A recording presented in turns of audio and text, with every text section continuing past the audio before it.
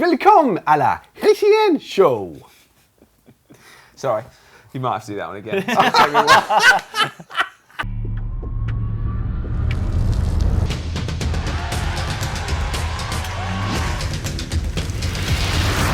Welcome à la GCN Show.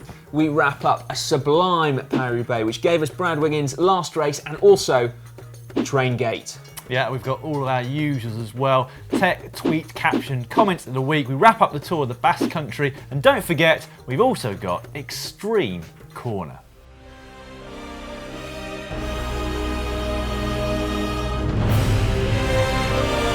It's not you this week, mate, by the way. An Extreme Corner. I'm looking forward to It that. is. No, I wrote it's- it in. Yeah, we deleted it. Right, we're going to start with Paris-Roubaix and the huge news that we got a prediction right. Well done, lads. Oh yeah. Hold on a minute. The mustachioed German I got it right. John Degenkolb of Giant Alpecin. Well, we're a team, Matt, so, you know. And to be fair, actually, I got second. I'm going to take that with my track record. With or without teeth as well. Fair play. Well done, Stieber. Go on, son. 18th. I know, mate, and as a result, you're going to be stuck with that Wiggins fan beard for, well, Till Rio, really. yeah. No.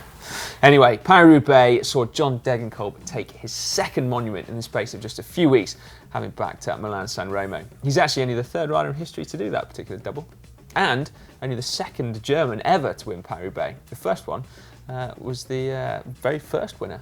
1896. Yeah, that's Long, pretty long cool, time isn't it? ago. Yeah, he and his Giant Alpecin team did absolutely everything right. Hiding when they needed to, attacking when it mattered, avoiding TGV trains, and then sending Ethics Quickstep to the front on the velodrome to keep the peloton all together. Yeah, it certainly seems like it's a definite return to the super sprinter with Christoph taking out Flanders. It is sort of harking back to the days of Sean Kelly's fantastic times. Yeah, it's great, isn't it? I'm wondering, I know it's a bit geeky, but I wonder whether bike technology is actually making the super sprinter, you know, a thing again. Like, are aero bikes actually keeping Paris-Roubaix closer together? Yeah, not just aero bikes, but I think the technology going into tyres, which really make a huge difference when you're trying to roll over those cobbles. I reckon it's definitely easier now than it ever has been to roll over the cobbles on modern bikes. Another one down. They certainly weren't designed for road bikes to go over, that's for sure. Caption competition time now, and last week's winner, remember it was a picture of Alexander Kristoff's son on the podium at the Tour of Flanders, and the winner is from Remy Fjeldal, and he says, caption, Dad, I think I just saw the Shimano car. Very good. Yeah, well done, Remy. Get in touch with us and we shall send you some GCN swag. Now, on to this week's photo, and it comes from Paris-Roubaix, the early stages, and it is Peter Sagan of Tinkoff Saxo going into a ditch and taking his bib shorts off. Anyway, we shall get you started as per usual. Caption. That's weird. I'm sure Rudy Selig was in this ditch a couple of weeks ago when I did this. Do your best, leave your comments in the section below this video. Did you write all that? Is that your own material? Yeah. Amazing. That is quite impressive, isn't it? Bossing No wonder the captions, GCN's absolutely as good bossing as the it is. captions. One of the biggest talking points from Sunday is TGV Gate, or Train Gate. Now, a level crossing came down in the middle of the peloton in the latter stages of the race, and some riders took an unbelievable risk and cut underneath it right in front of the speeding TGV.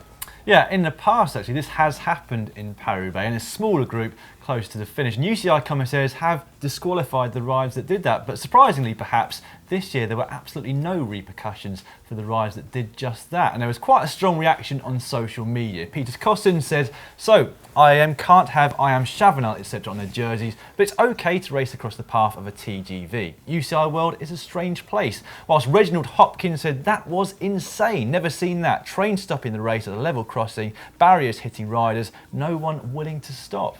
Although it's someone who did inject a little bit of dark humour into proceedings. I must admit, this one did make me smile. Michael Findlay, I knew something was suspicious about that train. Hashtag Roubaix, hashtag Paris-Roubaix. Take a close look. You know what? It's a nice try, Michael, but you can tell it's not a Shimano neutral service train because it didn't actually hit any riders that time. It did go straight through, didn't it? Oh. But, Yeah. But, I mean, we talked about rider safety last week at the Tour of the Basque Country, didn't we, and all that poll. But the riders here had an opportunity to do what the police said. And I think the last rider went away from the train about 3 seconds before it crossed. If he'd have tripped over and fallen, he could have been wiped out. So I think the riders have to take the brunt of responsibility there. I think it was bang out of order. Yeah, I don't think that riders really have a leg to stand on when it comes to saying, no, we're not going to race in this condition or that condition. But yet, you know, when we make the positive choice to endanger our lives like that, you know, and I know it's difficult. It's a race, isn't it? You don't want pressure's on. You don't want your race to be over because of a level crossing. But still, that did look really bad on TV. Maybe it felt safer at the time. Fair play though. Sorry, just one last thing. Martin Elmiger from I Am Cycling. There he is, clearly in this photo. Sat waiting for the train, and yeah, he still managed to finish 5th. So there you go. Play by the rules. Well done, Martin. Comment of the week now, and this one from George Hall really took our fancy. George pointed out, why is Matt wearing such tight jeans? Is he trying to be aero while lying on the sofa? Matt, are you trying to be aero while lying on the sofa? No, they're actually compression jeans. They're sort of a prototype with a company I'm doing some work with at the moment. So Are they the jeans? these are the blue version Can you stand of up? compression jeans. How tight are your These jeans? are looser. They do taper a little bit. They're kind of just reasonably kind of steady. They're not overly tight. There's some but, pussy levers if ever I saw them. But no, I do like a narrower, slimmer fit. But Fair enough. But no, they were special compression jeans. Yeah. Nice. I think there's a tendency, actually. We spend our lives wearing lycra. You might as well wear aero clothes all the time. It just Yeah, feels like our right. t-shirts. Just feels. We just like everything kind of Pull slim. mine back, don't it's we? a bit tighter here. Yeah, that's better. Just get those wrinkles out, because that's unaerodynamic. Bradley Wiggins has ridden his last World Tour race and his last race for Team Sky, for whom he's raced for the last 5.5 years. His palmares over that time, well, over his whole career, have been absolutely incredible, including the Tour de France, several world titles, and many, many Olympic golds, amongst other races. Yeah, and on Sunday at the Hell of the North, for one fleeting moment, it looked like he might just ride away from the entire field and crown that incredible career. But unfortunately, it wasn't to be, and ultimately he rolled in 18th place in that second big group. Yeah, absolutely fantastic road career. Before we did leave to go home though and start concentrating on the Rio Olympic Games and the track, he did leave this message for his current Sky teammates and future Sky riders on the bus. And thanks to Scott Mitchell for this photo. It's quite profound, that, isn't it? As far as exit messages go. Yeah, there's a few spelling mistakes, I think. Yeah. Yeah, But he's got a full just stop though, which is nice. It's nice to see punctuation being used. Oh yeah. Wiggo was eerie. Oh, Wiggo was here. Paris-Roubaix throws up all sorts of incredible tech, but this year was actually looking a little bit less Heath Robinson than normal. And not even Europcar used their cyclocross bikes this year, and Europcar always use cyclocross bikes. And one of the reasons is probably that most manufacturers now have a dedicated endurance bike in their range, but actually what I think is quite a lot cooler is that even people's race bikes can now fit 28 and even 30mm tubs, which are in vogue at Paris-Roubaix. So Christophe was riding his race bike that he used at Flanders and scaled the price, and then just put bigger tyres on, and then got to ride Roubaix, which is very cool.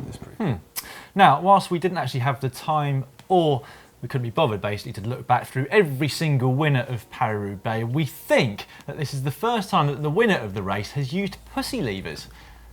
Pussy levers? I thought that was a derogatory term for your legs. No, it's the levers like cyclocross ones that you have on the bars Ah, here. I Anyway, see. not I only didn't did see John those. Degenkolb, the winner, have it, the entire podium used them as well. Incredible. The bikes actually got their own podium. Look, check this photograph out. How cool is that? The bikes, first, second and third. No podium girls though. Well, why do you need a podium go when you got your bike? Road bike first, endurance bike second, endurance bike third. Read into that what you will. Joaquin Rodriguez of Katusha took out a thrilling victory in the Tour of the Basque Country, wrestling the yellow jersey from young Colombian Sergio Henao on the final stage time trial, and also taking out 2 road wins along the way, making it an absolutely fantastic week for the Russian team. Yeah, following an opening couple of stages for the sprinters, the parkour soon reared up and the climbers came out to play. Rodriguez won back-to-back stage, whilst Mikel Landa of Team Astana took 1 win from a breakaway up a ferociously steep climb to Aya, which actually prompted Ethics Quickstep manager Patrick Lefevre to tweet this. Ask the riders if they like walk uphill in a UCI World Tour race and having 4 times the same climb in 2 days with 39/28 development. I think someone should maybe let Patrick know that the gears have moved on a little bit since then, and actually there's compacts and things. Yeah, because Phil Gilbert did actually answer Pat back and said, yeah, we rode on 34/28. That is low. That is though, but they could have gone lower. But anyway, besides the point, Tour of Basque Country is often overshadowed a little bit by Paris-Roubaix and then Tour of Flanders. But what it does do is offer a really, really good indication for who is going to be contending at the Ardennes Classics, which obviously we've got to look forward to next weekend with Amstel Gold and then Flèche-Wallonne and then Liège-Bastogne-Liège. So guys, who do you think is going to be in the mix for Amstel, Flèche and Liège? Yeah, you've got the likes of Philippe Gilbert, who was riding primarily in preparation for the Ardennes Classic. Of course, took out Amstel last year, will definitely be up there. Tom Dumoulin rode well as well, bit of a dark horse, I think, for the races there. But again, Joaquin Rodriguez, what form he's in at the moment, just peaking at the right time. Yeah, good names, Matt, but I have to tell you that Amstel Gold will be won by Michael Matthews, Flèche-Wallonne by Enau of Team Sky, and Tim Wellens is going to win Liège-Bastogne-Liège. Well, Have you got an accumulator on that? I have, actually. Who's your tips and Si? Well, actually, it's interesting that a couple of guys that didn't ride in Tour of the Basque Country, and of those, Valverde is the one I'm thinking of. Like, I'd like to see him win at least, Liège-Bastogne-Liège, if I'm honest. I'd quite like to see him win. He took out Flèche last year, and of course Dan Martin's been a little bit quiet this year. It'd be interesting to see. I mean, he is one of the riders who can focus and peak at a certain time. He's shown that over the last couple of years, but has been pretty quiet already this year. While we were out in California, we met loads of GCN viewers and fans, and it really was great to meet you all. But there was one person that particularly stood out. Not only was he nearly 6'5", but Chris Bocek had managed to handcraft his own saddle for his Cervelo S5. I couldn't remember if it was a C5 or an S5, but anyway, it's an S5. It was made out of an old flip-flop and hand-laid carbon fibre. Have a look at this. To be fair, I'd actually rather have a saddle made out of carbon fibre and thongs. It sounds quite appealing. But I love the fact that he's made it. I wouldn't want to sit on it, but give him He's been big suffering respect. for a year. He told us he's been riding it for a year since he started cycling. Couldn't get on with any saddles, so made that himself and has been riding it for the last 18 months. I don't think it's UCI legal. On to women's racing now, and the world time trial champion Lisa Brenner has held on to win the Energy Wax Tour over in the Netherlands. The Velocio SRAM rider held on to beat her teammate Trixie Worak by 9 seconds, with Christine Malarus of Bulls Dolmans in 3rd place. Now, the pivotal day was actually the Stage 2A team time trial, Velocio SRAM winning that by some margin. In fact, it was insurmountable over the remaining stages. On the channel this week, Here are some tips on helping you perfect your climbing.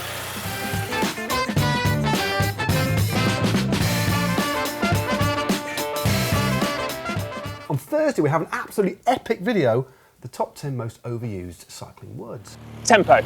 You're right there, Si, but you haven't quite got it right. It's tempo. I thought that's what I said. Tempo. No, tempo. Yeah, for sure that video is full gas. Yeah. On Friday, we've got a great video from the UK Bespoke show. I should say it's great. We haven't shot it yet because it hasn't started, but it will be. It'll be there. Yeah. And on Saturday, it is Bauke Mollema's Trek in Monda, fresh from the Tour of Basque Country. On Sunday, it's Off the Back, and on Monday, we show you how to replace your Shimano lever hood. And on Tuesday, it's the new show, In It. It is. Isn't Isn't it? I would love to have a fresh pizza, but I think it's going to be hard to manage, but good stuff out to everybody, it would be nice. On to tweet of the week now. And there's a picture doing the rounds last week of Michael Matthews in the Tour of the Basque Country eating a pizza mid-stage. And this one from Yonchu Martinez, who says, "I am the pizza boy. How was the pizza?" It's kind of cool, that, isn't it? It does actually look like Mr. Matthews is enjoying that pizza. Yeah, but he obviously doesn't watch our videos because we've said what not to eat on the bike, and pizza was right up there. Actually, hang on a minute. Matt did a video at the Giro, and Bernie Eisel said the one food he wanted to eat mid-stage was a pizza. So Matt provided him with a pizza. So we promptly delivered it on the following stage, and he rode off with a pizza in his back pocket. So perhaps, again, marginal gains yet again. Hey Bernie, get this on. Pizza, guys.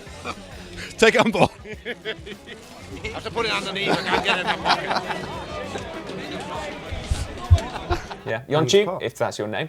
If you're a fan of GCN and you watched and were inspired by a Bernie Eisel video, then make sure you let us know. Get in touch. Please do. And now it's time for Extreme Corner. Now, the first round of the Downhill World Cup took place this weekend from Lourdes in France. And to be honest, from what I've seen, it was absolutely bonkers. Check this out.